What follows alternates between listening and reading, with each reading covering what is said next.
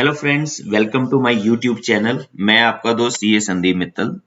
दोस्तों, 1 जुलाई से income tax में कुछ चेंजेस आए हैं, जिसमें अब गवर्नमेंट ने क्या इंट्रोड्यूस कर दिया है। अगर आप कैश विड्रॉ करवाते हो बैंक से एक सर्टेन लिमिट से ज्यादा, तो आपको टीडीएस देना पड़ेगा। जी हाँ दोस्तों, ये नया अमेंडमेंट्स आई हैं। आओ दोस्तों, इसके बारे में समझते हैं। अभी हम इनकम टैक्स इंडिया ई फाइलिंग .gov.in वेबसाइट पे हैं। जैसे आप देख रहे हो, 1 जुलाई को क्या आया है, एक functionality to determine TDS rate under section 194N has been enabled in e filing portal for bank, cooperative society and post office. मतलब अगर आप पैसा निकलवाते हो बैंक से, कोई कोऑपरेटिव सोसाइटी से या पोस्ट ऑफिस पे, तो आप पे ये टैक्स एप्लीकेबल होगा टीडीएस के रूप में। अब दोस्तों, इसके नीचे देखते हैं तो ये फंक्शनैलिटी भी अनेबल कर दी है। आप अपने पैन कार्ड डाल के देख सकते हो आप कौन सी ब्रैकेट में फॉल करोगे। चलिए दोस्तों, देखते हैं। सबसे पहले दोस्तों, आपको यहाँ पे अपना पैन नंबर डालना है। इसके बाद आप कोई भी मोबाइल नंबर डाल सकते हो, कोई जरूरी नहीं है ये ऑलरेडी लिंक्ड हो। इस पे ओटीपी आएगा वेरिफिकेशन के लिए। तो दोस्तों, ये मैंने अपना पैन नंबर डाला है।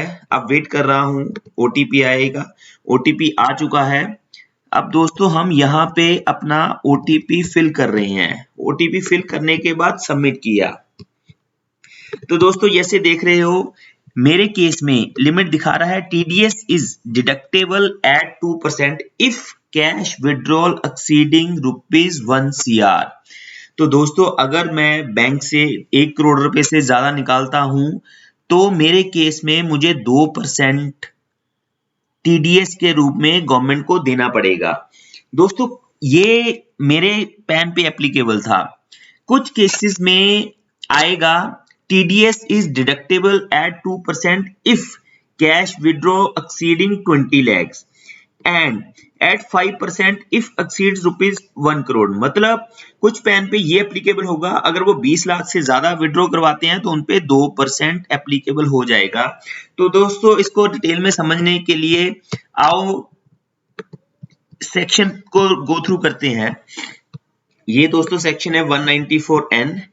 Every person being a banking company, bank simple भाषा में बैंक पे एप्लीकेबल है।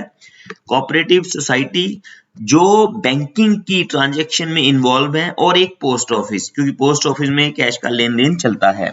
तो यहाँ पे क्या आ रहा है, who is responsible for paying any sum. तो जो अगर कोई सम किसी को पे कर रहा है, अमाउंट कैश दे रहा है, अगर 1 करोड़ रुपए से ज्यादा आ रही है, तो इस केस में इन पे एप्लीकेबिलिटी है, ये 2% टीडीएस काटेंगे ही काटेंगे। लेकिन कुछ केसेस में यहाँ पे लिखा हुआ है सम shall be amounted to aggregate of amount as the case may be in cash exceeding 20 lakhs। तो दोस्तों, यहाँ पे समझते हैं, अगर आप अपनी रिटर्न रेगुलर फाइल की है पिछले 3 साल में, तो आप पे एप्लीकेबिलिटी आएगी 1 करोड़ वाली। अगर आप 1 करोड़ रुपए से जितना अमाउंट ज्यादा विड्रॉ करोगे, तो आपको 2% टीडीएस के रूप में बैंक को देना पड़ेगा। लेकिन दोस्तों, अगर आपने पिछले 3 साल की रिटर्न रेगुलर फाइल नहीं की है, तो आपके केस में ये अमाउंट, ये लिमिट रिड्यूस होकर 20 लाख रह जाएगी। तो दोस्तों, यहाँ पे गवर्नमेंट ने उन टैक्स पेयर को, पर्सन्स को बेनिफिट दिया जो अपनी रिटर्न रेगुलर फाइल कर रहे हैं।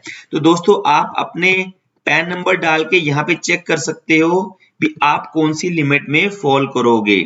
तो दोस्तों, अगर आपने 3 साल की रेगुलर रिटर्न नहीं फाइल की, अगर कैश निकलवाते हो 20 लाख से जितना अमाउंट ज्यादा, मान लो 21 लाख निकाला है, तो 1 लाख पे आपको 2% टीडीएस के रूप में बैंक को देना पड़ेगा। अगर ये अमाउंट नेक्स्ट में क्या कहते हैं, being paid in exceeding 20 lakhs, अगर 20 लाख से ये ज्यादा होती है और 1 करोड़ से कम होती है, उस केस में बैंक फिर आपको 5% टीडीएस के रूप में काट लेगा। तो दोस्तों, जब भी आप बैंक से, कोऑपरेटिव सोसाइटी से या पोस्ट ऑफिस से कैश निकालने जाओ, तो इस बात का ध्यान रखना, आप जिस भी लिमिट में फॉल कर रहे हो, तो आपको टीडीएस देना पड़ेगा। तो दोस्तों, उम्मीद है आपको ये वीडियो अच्छी लगी होगी और आपको इस पे ध्यान रखना है जब भी कैश निकालना है, और गवर्नमेंट का ये पर्पस है, मकसद है भी आप रेगुलर अपनी रिटर्न्स फाइल करते रहो। ये गवर्नमेंट का जो इनिशिएटिव है कैशलेस इकोनॉमी की तरफ पुश करना, तो वहां पे ये बहुत बड़ा स्टेप्स माना जा रहा है। तो दोस्तों जब भी आपको कैश निकालना है बैंक से, किसी कोऑपरेटिव सोसाइटीज या पोस्ट ऑफिस से, तो आपको ये ध्यान में रख के चलना होगा, तो आप पे एप्लीकेबिलिटी टीडीएस की होगी। दोस्तों वीडियो अच्छी लगी लाइक करना, please subscribe my channel. Thank you.